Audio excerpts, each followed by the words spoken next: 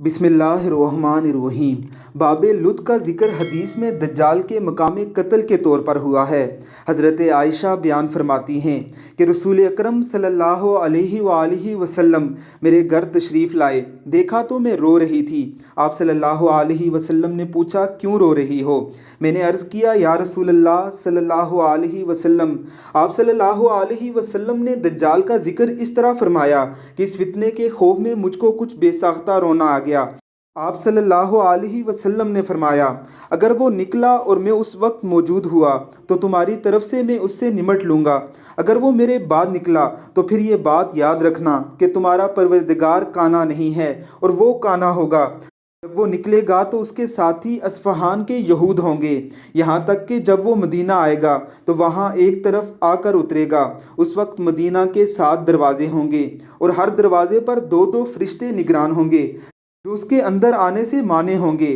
मदीने में जो बदआमाल आबाद होंगे वो निकल कर खुद उसके पास चले जाएंगे और उसके बाद वो फ़लस्तीन में बाब लुद पर आएगा।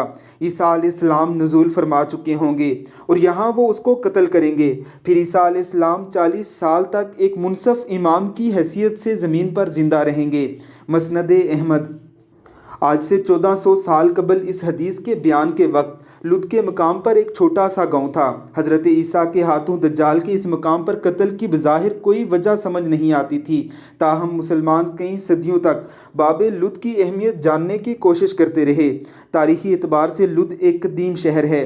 यहाँ पर 5250 साल कबले मसीह पुराने ज़रूफ भी पाए गए हैं जो इस बात की तरफ इशारा करते हैं कि ज़माना एक कदीम में भी यहाँ आबादी मौजूद थी।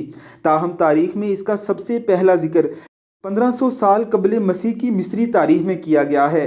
तारीख़ के सफ़र के दौरान इस शहर पर कई अक़वाम का कब्ज़ा रहा और फ़ातिहीन ने इसे कई नाम दिए। मुख्तलिफ़ अदवार में ये यहूदियों, ईसाइयों और मुसलमानों की सरगर्मियों का मरकज़ बना रहा।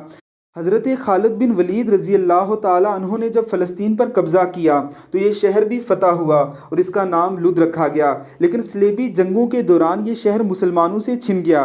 ये शहर बरतानी राज का भी हिस्सा रहा। इस दौरान इसका नाम तब्दील करके लिड्डा रख दिया गया। हम जब 1948 में इसराइलियों ने अरबों को शिकस्त देकर इस शहर को फ़तह कर लिया तो इस शहर का नाम एक दफ़ा फिर से तब्दील कर दिया गया और इसको इसका पुराना नाम लुद दे दिया गया। मौजूदा दौर में लुद इसराइल के दारुल हुकूमत तिल अबीब से 15 किलोमीटर दूर वाक़या है। 2007 के अख्ताम पर यहाँ की आबादी का अंदाज़ा 67,000 नफूस का था, जिसमें से 80% यहूदी मज़हब से तल्लुक़ रखते हैं। बाकी मांदा आबादी अरबों की थी, जिसमें से अक्सरियत मुसलमानों की है, जबकि कुछ ईसाई भी शामिल हैं। लुद शहर की मौजूदा अहमियत यहाँ मौजूद बैनुल अक़वामी हवाई अड्डे की वजह से है। यह हवाई अड्डा बरतानी राज के दौरान फ़ौजी परवाज़ों के लिए तामीर किया गया था।